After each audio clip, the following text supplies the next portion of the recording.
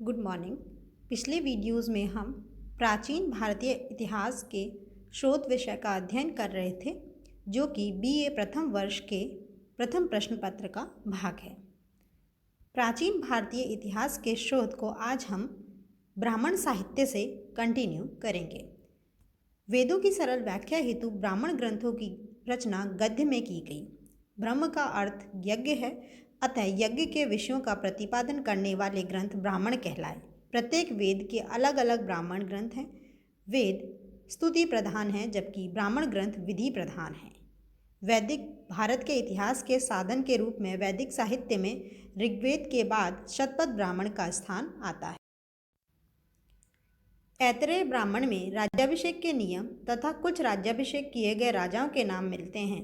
आरण्यक, इनमें मंत्रों का गूढ़ एवं रहस्यवादी अर्थ बताया गया है। इनका पाठ एकांत एवं वन में ही संभव है। जंगल में पड़े जाने के कारण इन्हें अरण्यक कहा गया। कुल 7 अरण्यक उपलब्ध हैं, जो कि हैं ऐतरेय, संखायन, तैत्तिरीय, मैत्रायणी, मध्यान्ह, वृहदारण्यक, तल्वकार और छांदोग्य। अरण्यकों से ही कालांतर में उपनिषदों का विकास हुआ। उपनिषद, उप का अर्थ समीप और निषद का अर्थ है बैठना। उपनिषद वह विद्या है जो गुरु के समीप बैठकर एकांत में सीखी जाती है। उपनिषद मुख्यतः ज्ञान मार्गी रचनाएं हैं। उपनिषदों में पराविद्या, ब्रह्म विद्या का ज्ञान है। इनमें आत्मा, परमात्मा, जन्म, पुनर्जन्म, मोक्ष इत्यादि विषयों पर चर्चा की गई है। उपनिषदों की रचना मध्यकाल तक चलती रही। माना जाता है कि अल्लोपनिषद की रचना अकबर के काल में हुई। मुक्तिकोपनिषद के अनुसार कुल 108 उपनिषद हैं। शंकराचार्य ने 10 उपनिषदों पर टीका लिखी है। उपनिषदों, ब्रह्मसूत्र तथा गीता को सम्मिलित रूप से प्रस्थान त्रयी भी कहा जाता है। निम्नलिखित 12 उपनिषदों को ही प्रामाणिक माने गए हैं: ईश, केन, कठ, प्रश्न, मुंडक, मांडुक्य, तैत्तिरीय, ऐतरेय, छांदोग्य, कौशितिकी, वृहदारण्यक और श्वेताश्वतर। भारत का राष्ट्रीय आदर्श वाक्य सत्यमेव जयते मुंडकोपनिषद से लिया गया है। वेदांग, वेदांग 6 हैं: शिक्षा, कल्प, व्याकरण, निरुक्त, छंद, ज्योतिष। वेदों को अर्थ को सरलता से समझाने तथा वैदिक कर्म कांडों के प्रतिपादन में सहायतार्थ वेदांग नामक साहित्य की रचना की गई। इन्हें गद्य रूप में, सूत्र रूप में लिखा गया है। इन 6 वेदांगों के नाम और वर्णन सर्वप्रथम मुंडकोपनिषद में मिलता है।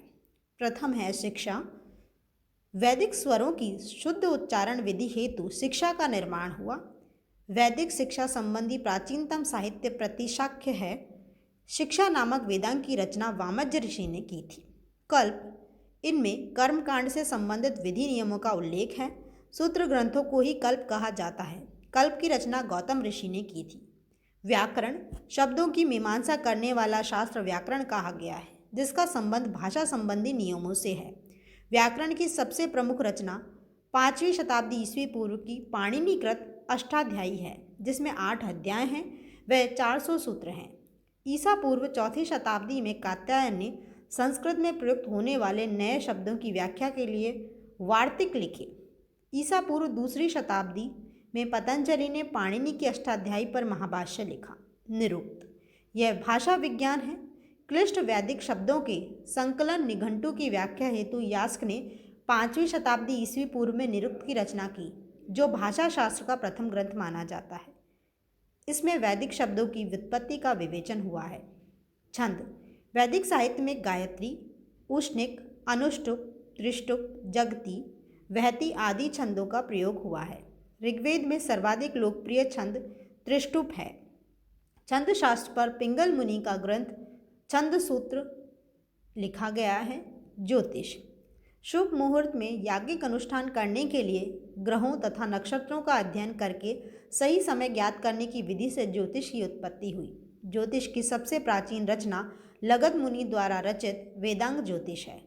सूत्र, वैदिक साहित्य को अक्षुण्ण बनाए रखने के लिए सूत्र साहित्य की रचना हुई। कल्प सूत्र में विधि व नियमों का प्रतिपादन किया गया है। ये 3 हैं: श्रोत सूत्र, यज्ञ संबंधी नियम। गृह सूत्र में गृहस्थ के लौकिक और पारलौकिक कर्तव्यों का विवरण हुआ है। और धर्म सूत्र धार्मिक एवं सामाजिक कर्तव्यों का उल्लेख करता है।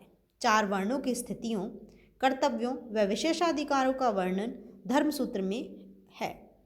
शुल्ब सूत्र में यज्ञ वेदी के निर्माण से संबंधित नाप आदि का तथा वेदी के निर्माण आदि के नियमों का वर्णन है। शुल्ब का शाब्दिक अर्थ है नापना। ये शुल्ब सूत्र शोध सूत्र के ही भाग हैं। शुल्ब सूत्र से ही सर्वप्रथम भारतीय रेखा गणित की शुरुआत होती है। सूत्र साहित्य में 8 प्रकार के विवाहों का उल्लेख भी मिलता है। स्मृतियाँ या धर्मशास्त्र। ईसा पूर्व 2वीं शताब्दी से लेकर पूर्व मध्यकाल तक विभिन्न स्मृति ग्रंथों की रचना की गई। धर्मसूत्रों से ही स्मृति ग्रंथों का विकास हुआ, इसलिए स्मृतियों को धर्मशास्त्र भी कहा जाता है। इनमें प्रमुख स्मृतियां हैं मनुस्मृति, याज्ञवल्क्य स्मृति, नारद स्मृति, बृहस्पति स्मृति, वशिष्ठ स्मृति, कात्यायन स्मृति, गौतम स्मृति तथा देवल स्मृति। महाकाव्य। महाकाव्य के अंतर्गत महाभारत और रामायण को समाहित किया गया है। महाभारत, इसकी रचना वेद व्यास ने की थी। इसमें 18 पर्व हैं। पहले इसमें 8800 श्लोक थे, तब इसका नाम जय संहिता था। 24,000 श्लोक होने पर इसका नाम भारत हुआ। गुप्त काल में 1 लाख श्लोक होने पर इसे महाभारत या शतसाहस्त्री संहिता कहा जाने लगा। महाभारत का सर्वप्रथम उल्लेख आश्वालायन गृह सूत्र में है। महाभारत में शक, यवन, हूण, पारसिक आदि जातियों का उल्लेख है। महाभारत को पंचम वेद भी कहा गया है। महाभारत का परिशिष्ट पर्व खिल पर्व हरिवंश नाम से जाना जाता है। इसमें कृष्ण वंश की कथा का वर्णन है। भगवत गीता महाभारत के 6वें पर्व भीष्म पर्व का ही भाग है। भगवत गीता को स्मृति प्रस्थान भी कहा जाता है। महर्षि व्यास के 3 नाम हैं। कृष्ण द्वैपायन, द्वीप में पैदा होने वाला, वादरायण, बद्रीनाथ में रहने वाला, वेद व्यास, वेदों का संकलन करने वाला। रामायण, इसकी रचना महर्षि वाल्मीकि ने की। इसमें 24,000 श्लोक हैं, अतः इसे चतुर्विंशति शास्त्री संहिता कहा जाता है। इसकी रचना संभवतः ईसा पूर्व 5वीं सदी में शुरू हुई। रामायण व महाभारत का अंतिम रूप में संकलन गुप्त काल में 400 ईस्वी के आसपास हुआ। रामायण में हमें हिंदुओं तथा यवनों व शकों के संघर्ष का विवरण मिलता है। रामायण 7 कांडों में विभाजित है, जो कि इस प्रकार हैं: बालकांड, अयोध्या कांड, अरण्य कांड, किष्किंधा कांड, सुंदरकांड, लंका कांड और उत्तरकांड। बालकांड व उत्तरकांड के अधिकांश भागों को बाद में जोड़ा गया है। पुराण। पुराण का शाब्दिक अर्थ प्राचीन आख्यान होता है। इसमें प्राचीन शासकों की वंशावलियाँ मिलती हैं। पुराणों में ऐतिहासिक कथाओं का क्रमबद्ध विवरण मिलता है। पुराणों के रचयिता लोमहर्ष व उनके पुत्र उग्रश्रवा माने जाते हैं। पुराणों की संख्या 18 है। इसमें मत्स्य पुराण सबसे प्राचीन व प्रामाणिक माना जाता है।